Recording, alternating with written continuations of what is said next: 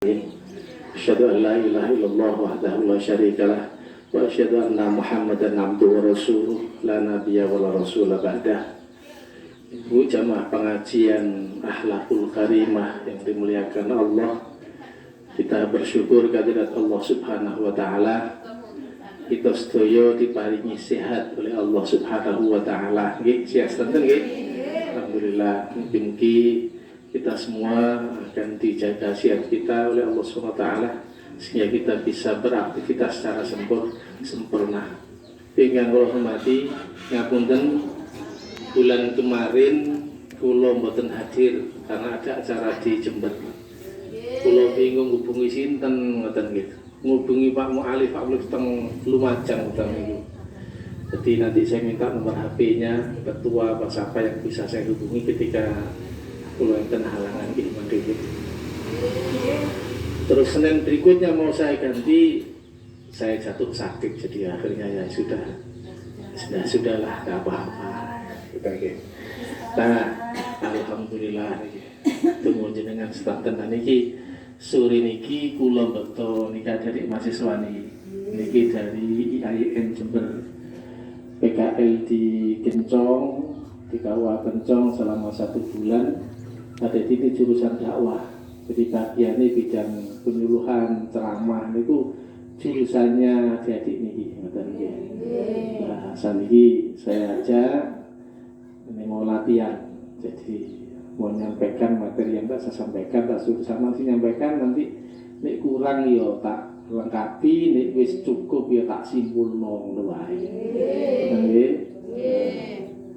Niki adik ini namanya Rahmatul Hidayah. Dari mana? Cendawa ya, Cendawa aslinya, Cendawa ya mereka. Niki semester berapa? 5 ya? Nah, semester 5. Berarti sing jelas niki tasih bujang niki ya. Niki Mas Robit Muhammad dari Cendawa juga ya. Pilhada Pakem berarti dari Jember nggih, Pilhada Pakem. Ya pinggir sami jurusan dakwah. Nanti ini juga kita ajak keliling ke pengajian-pengajian yang kita bina bersama penyuluh yang lain, juga nanti akan diajak keliling latihan untuk ceramah. Nah, sore ini akan menyampaikan hadis yang pertama, masih di bab penjelasan tentang banyaknya jalan menuju kebajikan. Jadi berbuat baik itu banyak jalannya, banyak caranya. Dan nanti akan ada hadis-hadis yang disampaikan oleh Rasulullah SAW dalam bab ini. Dan hadis pertama disampaikan oleh Pak Rahmatul Hidayah. Monggo saya persilakan. Bismillahirrahmanirrahim. Assalamualaikum warahmatullahi wabarakatuh. Waalaikumsalam warahmatullahi wabarakatuh. Sebenarnya tadi Ibu di teks saya ada sesi perkenalan, tetapi sudah dikenalkan sama bapaknya. Oke, jadi saya lanjut saja. Alhamdulillahirabbil alamin, assalatu wassalamu ala asrofil anbiya'i wal mursalin sayyidina Muhammadin wa ala alihi wa sahbihi ajma'in, amma ba'du. Yang terhormat Bapak Muhammad Haryadi selaku penyuluh Majelis Taklim Akhlakul Karimah, dan yang saya hormati tentunya ibu-ibu Majelis Taklim Akhlakul Karimah ini. Pertama-tama marilah kita panjatkan puji syukur kehadirat Allah Subhanahu wa taala yang telah memberikan rahmat dan hidayahnya kepada kita sehingga kita bisa berkumpul di tempat ini dalam keadaan sehat walafiat. Allahumma amin. Kedua kalinya salawat serta salam semoga selalu tercurah limpahkan kepada Nabi besar Muhammad sallallahu alaihi wasallam yang telah membawa kita dari zaman kegelapan menuju zaman yang terang benderang, yakni ad-dinul Islam. Ibu-ibu yang saya muliakan, sebelum menuju ke hadis yang diterangkan oleh Bapak Haryadi, di sini saya akan membahas tentang dalil Al-Quran surah Al-Baqarah ayat 215. A'udzu billahi minasyaitonir rajim. Wa ma taf'alu min khairin fa innallaha bihi alim. Kebaikan apa saja yang engkau lakukan, Allah Maha tahu. Spesial rupiah, 500 rupiah yang ibu sumbangkan kepada amal, Allah Maha tahu. Sesuap nasi yang Allah berikan kepada fakir miskin, Allah juga Maha tahu. Bahkan satu kalimat zikir yang ibu ucap walau dalam hati, Allah juga Maha tahu. Maknanya adalah mari kita sadar bahwa segala tingkah laku kita diketahui oleh Allah Subhanahu wa Ta'ala, termasuk kebaikan yang walaupun kecil itu diketahui oleh Allah dan akan mendapat balasannya. Sesuai dalam Quran surah Az-Zalzalah ayat 7, "Faman ya'mal mithqala dzarratin khairan yarah." Siapa saja yang mengerjakan kebaikan seberat biji zarrah atau seberat debu, niscaya dia akan melihat balasannya. Masya Allah, begitu besar pahalanya. Sekarang kita berlanjut kepada hadis di dalam kitab Riyadhus Shalihin, yaitu hadis yang diriwayatkan oleh Imam Muslim dari sahabat Abu Dzar. Beliau mengatakan bahwa Nabi Shallallahu Alaihi Wasallam pernah bersabda, "Yusbihu ala kulli sulaman min ahadikum sadaqah." Setiap ruas tulang dari seseorang setiap paginya hendaklah disedekahi. Fakullu tasbihatin sadaqah, maka tiap satu tasbih yaitu bacaan subhanallah adalah sedekah. Wa kullu tahmidatin sadaqah, dan tiap satu tahmid atau bacaan alhamdulillah adalah sedekah. Wa kullu tahlilatin sadaqah, dan tiap satu tahlil yaitu bacaan la ilaha illallah adalah sedekah ibu-ibu. Wa kullu takbiratin sadaqah, dan setiap satu takbir yaitu bacaan Allahu Akbar adalah sedekah. Wa amrun bil ma'rufi sadaqah, menyuruh kepada kebaikan adalah sedekah. Wa nahyun 'anil munkari sadaqah, dan melarang dari keburukan adalah sedekah. Wa yujzi'u min dzalika rak'atani yarka'uhuma min ad-duha, dan sedekah-sedekah itu semua yang disebutkan tadi ternyata bisa didapat pahalanya dengan mengerjakan 2 rakaat sholat duha. Masya Allah, begitu besar pahala dari sholat duha. Sholat duha ini ibu bisa mencukupi untuk mensedekahi semua ruas tulang dalam tubuh kita. Ruas itu sama dengan sendi. Misal di dalam satu jari ini ada 1, 2, 3, ada 3 sendi atau ruas, dan keseluruhan dalam tubuh kita ada 360 ruas, dan itu bisa disedekahi dengan sholat duha walaupun cuma 2 rakaat itu. Yang kita kenal sholat duha itu adalah amalan yang memperlancar rezeki. Enggak apa enggak Bu? Oke, di dalam hadis At-Tabrani memang disebutkan, yaitu dalam hadis qudsi Allah berfirman, "Wahai anak Adam, janganlah sekali-kali engkau malas melakukan 4 rakaat salat duha. Niscaya akan aku cukupi kebutuhanmu sampai sore harinya." Pengen apa pengen ibu dicukupi kebutuhannya? Masya Allah. Berbicara tentang salat duha, ada kisah nyata tentang sholat duha ini Bu, yaitu kisah dari seorang mahasiswa namanya Muhammad Ihsan. Beliau bukan dari keluarga yang berada, namun beliau semangatnya hebat. Mulai dari kelas 1 SMK beliau istiqomah sholat duha. Alhamdulillah, kelas 3 beliau mendapatkan beasiswa dan bisa melanjutkan kuliah. Walaupun kemudian bapaknya meninggal dunia, namun Muhammad Ihsan ini bersyukur karena cita-cita bapaknya sudah tercapai, yaitu melihat anaknya kuliah. Selama kuliah itu Muhammad Ihsan banyak menerima beasiswa-beasiswa. Padahal di kelas lain banyak yang mengajukan beasiswa namun tidak diterima, hanya 1-2 yang diterima. Dan alhamdulillah, ini adalah keajaiban dari sholat duha, Ibu.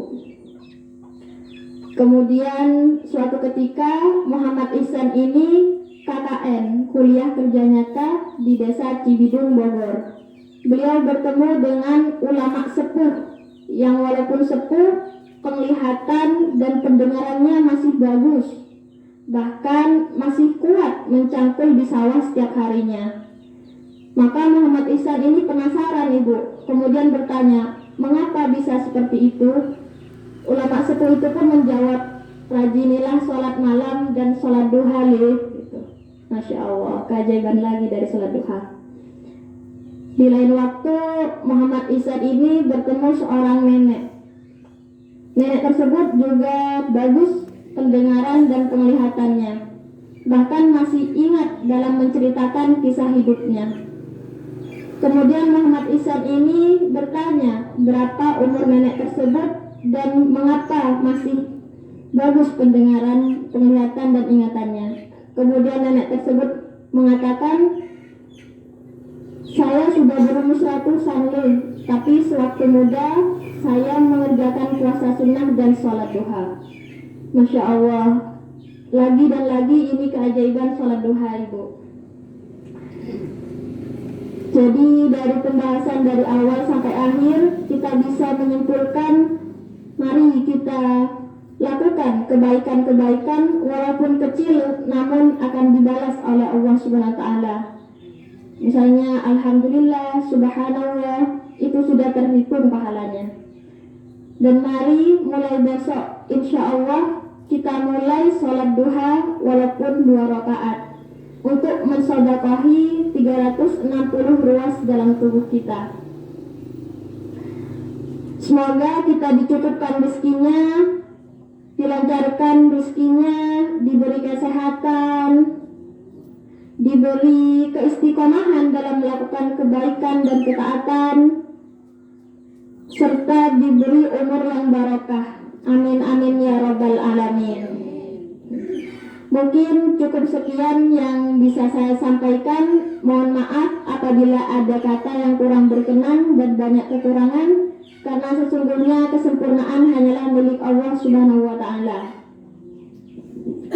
Bu Sunarsi ke Puger beli ikan. Di perjalanan ikannya jatuh. Terima kasih saya sampaikan. Wassalamualaikum warahmatullahi wabarakatuh. Waalaikumsalam warahmatullahi wabarakatuh. Terima kasih Mbak Rohmah gitu ya. Mantep Bu nggih? Niki cek latihan niki Bu. Iki mungkin tampil perdana katanya ya. Tampil perdana depan ibu ya. Jadi ada mbah-mbahnya, ada ibunya, tapi bisa tampil luar biasa. Enggak hormati, kula nyukulaken mawon nggih. Jadi pun jelas niku wau. Jelas semua bahwa dewek niki punya berapa? 360 ruas itu lho Bu nggih. Ros. Niki lho, ros. Niki iki ditung kabeh sawah iki ana 300 swidak. Nah, 300 swidak niku duwe nek cara jenengan nggih. Cara weteng iku duwe hak napa? Maem. Nggih. Luwe makan. Nah, ruas niki nggak ada hak napa? Sedekah. Sinten sing ngetegahi biara dhewe niki. Niki kewajiban kata jenengan ngeten jenengan contohnya malih nggih. Niku hak contoh ngeten. Jenengan dikengken tiang kerja teng ngene tiang niku. Tandur nggih, sing tandur sing nggih. Tandur maten ngene. Hak jenengan apa? Upah nggih. Umpama gak diupahi ngono jenengan boten ngamuk boten nggih. Mau mosok. Yuk, sasa diupahi wis matur nuwun nggih, mboten lek malah goreng-goreng sampean nggih. Ngaten nggih. Nah, seperti itu juga namanya ruas niki dia punya hak untuk sedekahi. Ngaten nggih. Nah, ada hadis lain cerita gini. Para sahabat niku termasuk sahabat sing golongan boten gadah niku nate apa nggih pangkat dan Kanjeng Nabi, ya Rasulullah, enak wong sugih ya Rasulullah. Lho napa jarine? Wong sugih iku salate padha karo aku. posone ya padha karo aku. Tapi wong sugih ku enakne apa? Dia bisa sedekah. Lah sing aku sedekah karo apa? Atine wong gak duwe. Maka Nabi kemudian mengatakan kullu tasbihatin sodako, kullu tahmidatin sodako, kullu tahlilatin sodako, macam-macam itu. Jadi jenengan mau tasbih subhanallah niku nggih sedekah, jenengan mau tahlil niku nggih sedekah, jenengan mau tahmid alhamdulillah niku nggih sedekah. Bahkan di hadis niku ini sampai sampean ngumpuli bojo, sampean ngumpuli apa dikumpuli nggih? Padha wae nggih. Padha wae tergantung sapa sing pengin nggih. Nah, ngoten iki. Lah niku nggih sedekah. Terus Kanjeng Nabi niku nggih sedekah. Lha oke Bu. Jenengan sajar kok bapak Pak sedekahan Pak ngoten nggih. Niku bapak pun paham. Jare Nabi lho, sahabat ya Rasulullah mosok kono kok sedekah ya Rasulullah. Loh iya toh. Saiki meninggalkan barang yang haram itu nggih ganjaran. Lakukan barang yang halal itu nggih ganjaran, ngoten nggih. Dadi sedekah itu hadis niku terus Nabi niku. Jadi wa fi but ahadikum sadaqah kata Rasulullah. Ngumpuli bojo niku nggih sedekah. Dadi sampean ben anak ndak paham niku sampean ngomong nang bojone, "Pak, sedekahan, Pak." Nggih, sedekah. Nah para jamaah, lah napa kok Kanjeng Nabi niku sanjang bahwa mau tasbih niku nggih sedekah. Jadi niku mau jawab niku wau. Jadi sedekah niku bukan harus dengan uang, tapi dengan semua kebajikan niku nggih sedekah. Tapi jenengan niku pun sedekah kakak niku wau. Misal sing ngantuk dihitung sedekah. Enten sing pas tahlil wong ngantuk mboten nggih. Sing mau, kamu sing ngantuk nggih. Khusuk ngene nggih.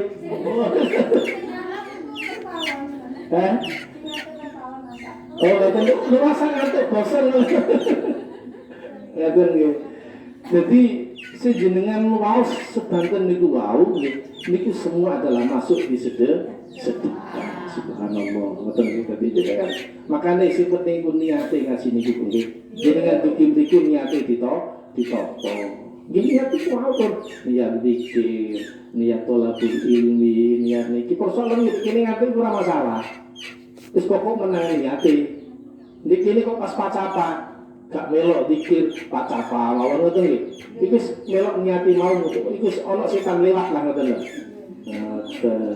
Setan nggih. Niku para jamaah yang luar biasa lagi, luar biasa lagi tadi di kesimpulan hadis itu sing 360 niku berarti kan kathah. Semua nutut jenengan bijing niku. Nah, niku bisa diganti dengan apa tadi? Apa tadi?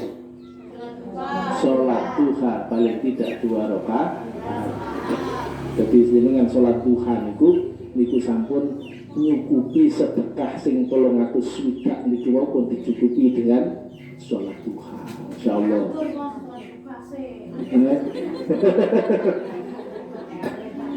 Dan nanti ada bab lagi bu hadisku ya, tak jelaskan sedikit ya. Orang kalau sudah biasa ngelampai duha, terus jenengan udur mergo tandur budale jam 5 atau mari subuh budal tandur, terus gak sempat sholat duha sampean itu tetap dicatat sholat duha sampean.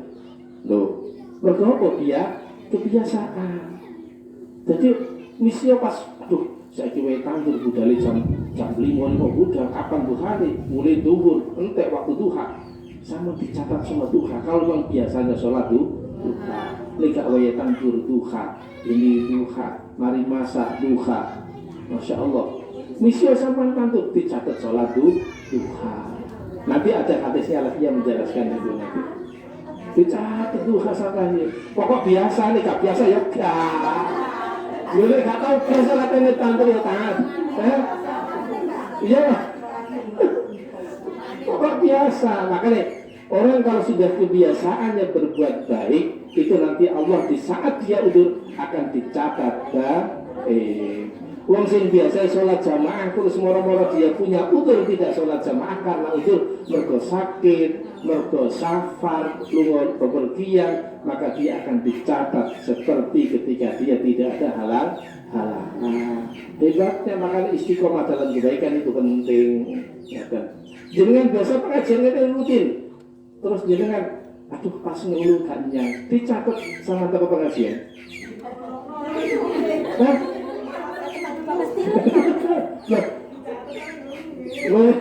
Tunggu saya nggak akan ngerti bu. Malaikat gak ngerti aku sih kalau si Allah itu, akan ngaten gitu. Tapi nek digawe dicatet ae sepanjang wis sisi mana niku. Ngaten nggih. Jadi semua hak-hak dari ruas tadi itu dengan hak sedekah tadi itu ketika kita tidak mampu, ya tidak mampu itu maka bisa kita ganti dengan sholat duha. Sakit sholat duha nggih? Pokoknya sami kali sholat subuh tapi waktu niku adalah setelah jenenge matahari wis naik titik wis jam bisa niki insyaallah jam 6 sudah. Jam 6. Apanya?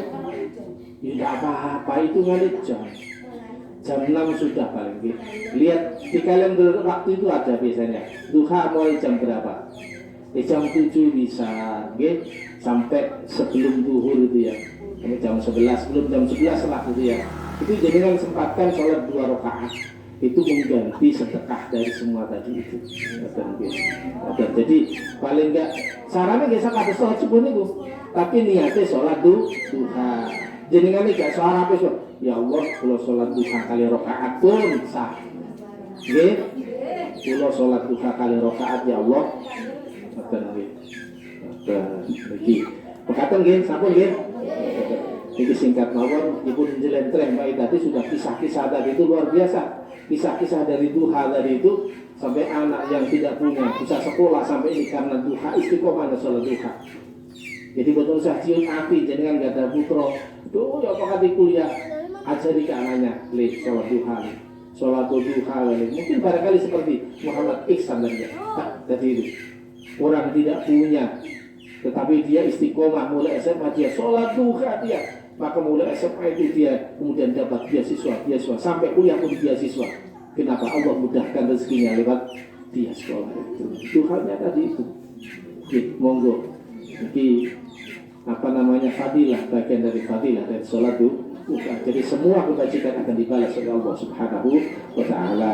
Makatan nggih, dan mari kita doa bersama mudah-mudahan kita selalu dijaga iman kita oleh Allah Subhanahu wa taala. A'udzu billahi minasyaitonir rajim. Bismillahirrahmanirrahim. Hamdan syakirin, hamdan na'imin, hamdan li'ama yukafi mazidah. Ya Rabbana lakal hamdu kama yanbaghi li jalali wajhika wa 'azimi sultanik. Allahumma shalli ala sayyidina Muhammadin wa ala alihi wa ashabihi ajma'in.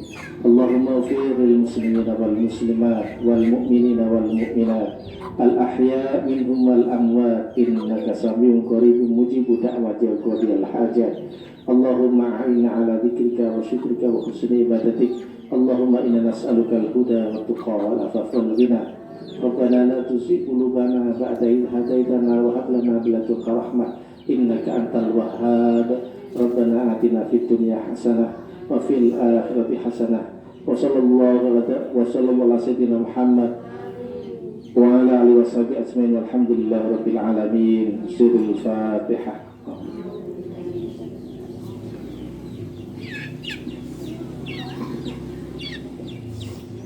Assalamualaikum warahmatullahi wabarakatuh.